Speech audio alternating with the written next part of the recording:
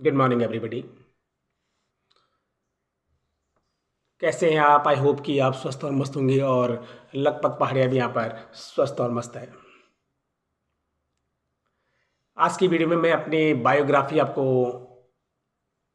मोटे मोटे तौर पे बताना चाहूँगा।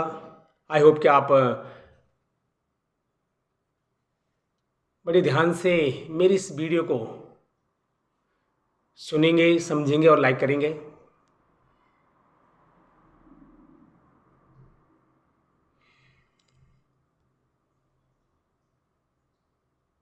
हमारे ज़माने में क्या होता था कि सभी की, चाहे वो लड़का है चाहे लड़की है, उनकी इंगेजमेंट और मैरिज बहुत छोटी सी उम्र में कर दी जाती थी।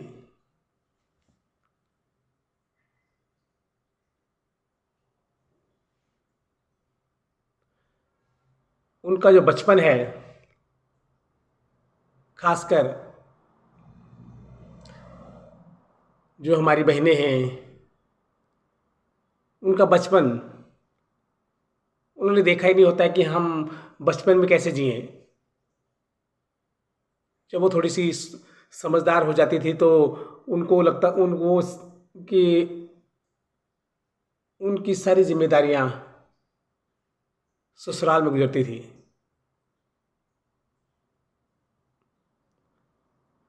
ऐसे मेरे साथ भी हुआ है।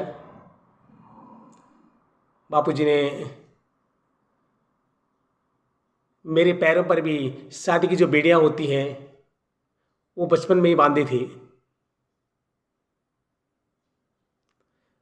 I was 17 years old that time, कि मैं 17 साल का रहा हूँगा तब। रहा हूँगा नहीं रहा, 17 साल का था तब मैं, जब मेरी एंगेजमेंट हो चुकी थी। तब उस ज़माने में एंगेजमेंट और अब की एंगेजमेंट में ज़मीन आसमान का फ़र्क है। मैं इस दौर की तुलना अपने दौर के साथ नहीं करूँगा। इतना फ़र्क है जितना कि ज़मीन और आसमान में है। तब फाइनेंशियली सभी लोग पुअर हुआ करते थे, तो इसका तब का जो सिस्टम है तो वो भी काफ़ी पुअर हुआ करता था।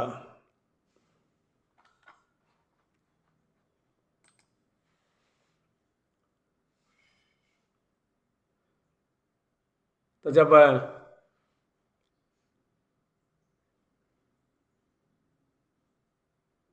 मैं 17 साल का था तो मेरी शादी तय हो चुकी थी। थोड़ा सा संकोच, थोड़ा सा शर्म, आंखों में शर्म तो थी, पर सभी की होती थी, तो इसलिए ज़्यादा इतना संकोच भी नहीं होता था। लेकिन जो मेरे वर्ग के लोग थे, लड़के थे, सबसे जल्दी मेरी मैरिज हुई थी, मुझे जहाँ तक याद है।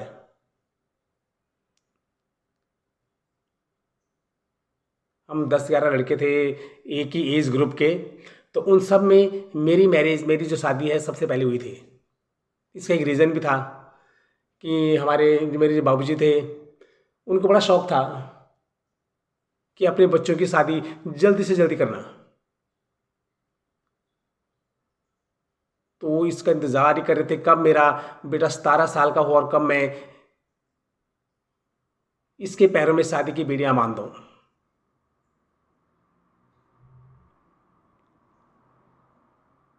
टीनेजर क्या होता है ये मैंने कभी सोचा ही नहीं, कभी देखा ही नहीं है कि टीनेजर में लड़के कैसे मौज मस्ती करते हैं। क्योंकि जैसे मैंने टीन एज में ही कदम रखा है, मेरे घर में बाबूजी अपने लिए बहू ले आए थे।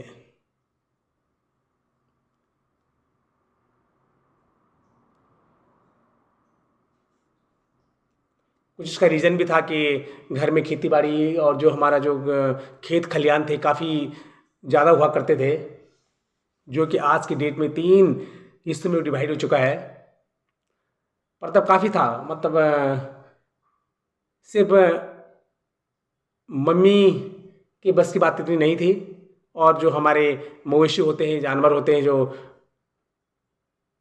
तो वो भी काफ़ी हुआ करते थे उस ज़माने में। तो इसलिए मजबूरन बापूजी को मेरी शादी करनी पड़ी।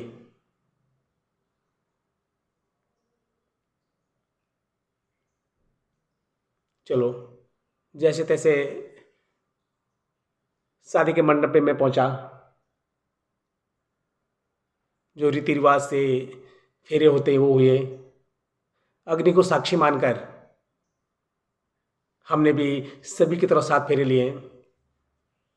जीने मरने की कस्में खाई, सदा साथ रहने की कस्में खाई। उस जमाने में जो शादी का की जो रीतियाँ थी वो बहुत ज़्यादा डीपली होती थी। प्रॉपर टाइम होता था उस वक्त। सबसे पहले बात यह है कि उस वक्त डे नाइट की शादी होती थी। रात को ससुराल जाना होता था और दूसरे दिन एक दिन वही होल्ड रहकर दूसरे दिन वापस आना था दुल्हन को लेके। इसलिए शादी का जो मुहूर्त होता था वो सुबह रात के 2 और 3 बजे का होता था। तो 5-6 घंटे लग जाते थे कम से कम शादी में। और अब समय का अभाव है कि लोग अब इसको सिर्फ एक फॉर्मेलिटी करने लग गए कि बस जितना जल्दी हो सके फटाफट निपटाओ। एक समय का अभाव है। बारात कितनी दूर से आई यार, वन डे जो बारात है, जब कोई बारात दूर से आती है तो जल्दी से जल्दी करना होता है सबको। और तब हमारे ज़माने में सबसे ज़्यादा एडवांटेज थी कि कैमरे वाले नहीं हुआ करते थे। सबसे ज़्यादा वक्त तो वो खर्च करते हैं कैमरे वाले। मैं अपनी शादी की बात करूँगा तो मेरे ज़माने में कोई कैमरा नहीं था, कोई कुछ नहीं था। सिंपल सी मैरिज थी। उस वक्त हमारे गांव में पांडव लीला का नृत्य हो रहा था। उस वक्त सन 1990 की बात है ये। तो मेरे बापूजी भी मेरी शादी में नहीं आए थे क्योंकि मुख्य भूमिका जो हमारे पांडवों में होती है अर्जुन देवता की। हमारे गांव में हर एक गांव में अलग अलग देवता की अलग अलग जो मुख्य भूमिका होती है, लेकिन मैं अपने गांव की बात कर रहा हूं। तो हमारे गांव में अर्जुन देवता सबसे मुख्य भूमिका में होते थे। वैसे सभी होते हैं लेकिन जो मुख्य भूमिका मानते हैं वो अर्जुन देवता की होती थी, वह होती है अभी भी। तो जो मैं बापूजी पे जो अर्जुन देवता का जो मैं किरदार भी नहीं कहूँगा उसको, क्योंकि किरदार तो उसको कहते हैं कि जो आर्टिफिशियल होता है। मैं असलियत में जो अर्जुन का जो पात्र थे, अर्जुन के जो पात्र थे वो बापूजी हुआ करते थे, बापूजी थे। आज उन्होंने अपनी गद्दी मेरी छोटे भाई को दे दी है। तो इस कारण बापूजी मेरे साथ ससुराल में मेरी शादी के दिन नहीं आए थे। उसका भी मुझे बड़ा अफसोस रहेगा।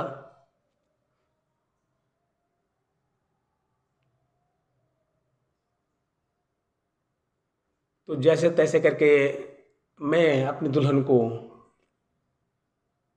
डोली में लेके अपने घर आ गया।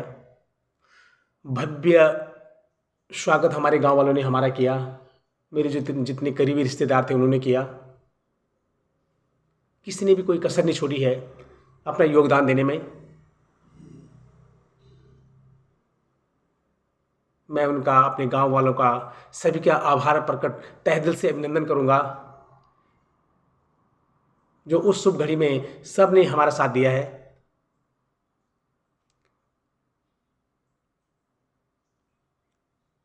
तो आज परमात्मा की कृपा से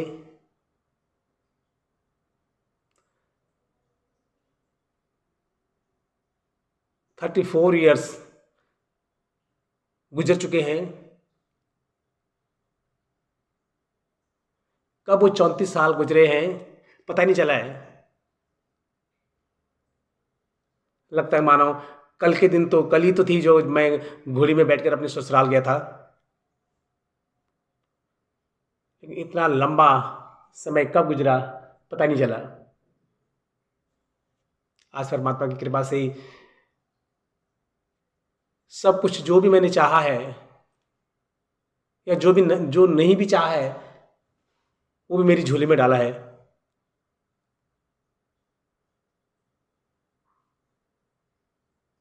मुझे उससे कोई भी शिकायत नहीं है कि मुझे तुमने ये नहीं दिया, वो नहीं दिया। बाकी जो मिलता है अपने कर्मों के हिसाब से मिलता है। जो हम प्रेजेंट में अच्छे कर्म करते हैं उसी का हमें फल फ्यूचर में मिलता है।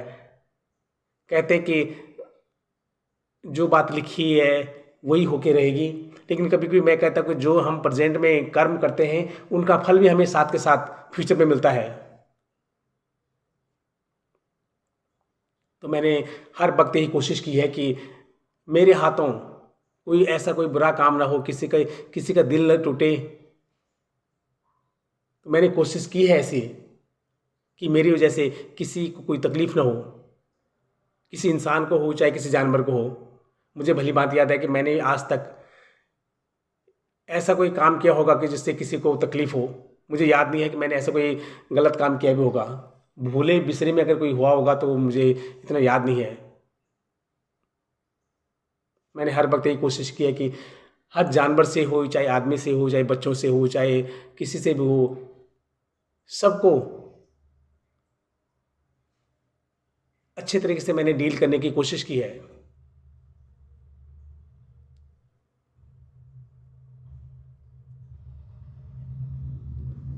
स्टोरी तो बहुत लंबी चौड़ी है। अगर मैं स्टोरी बताने लग गया तो कम से कम 4 एपिसोड बन जाएंगे।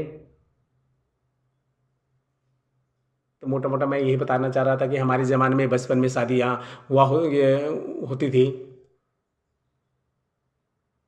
और एक ये भी बात है कि हमारे ज़माने में जो लड़कियां होती हैं उनको कम पढ़ाया जाता था।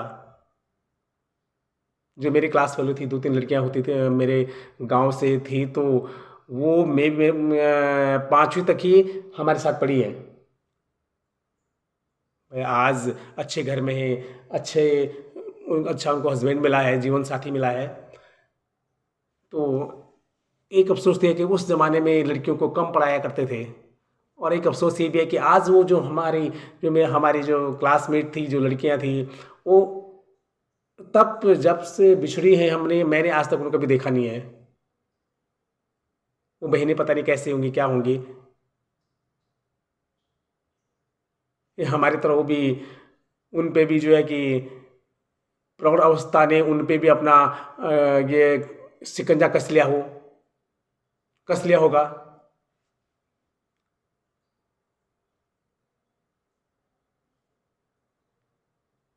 तो मैं भगवान से प्रार्थना करूँगा कि कभी न कभी जो दोस्त हमारे बिछड़ गए हैं, कुछ दोस्त तो बहुत ही दुख की बात है कि इस दुनिया से ही रुखसत हो चुके हैं। और कुछ दोस्त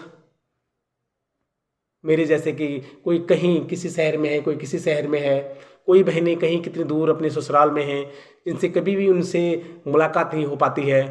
कि जब हम घर जाते तो वो अपने ससुराल में होती, जब वो कभी ससुराल अपने मायके आते होंगे तो हम घर में नहीं होते हैं।